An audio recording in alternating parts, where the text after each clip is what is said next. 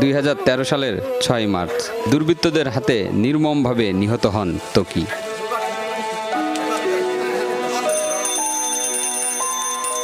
এর একদিন পরই বের হয় ত্বকীর এ-লেভেল পরীক্ষার ফলাফল।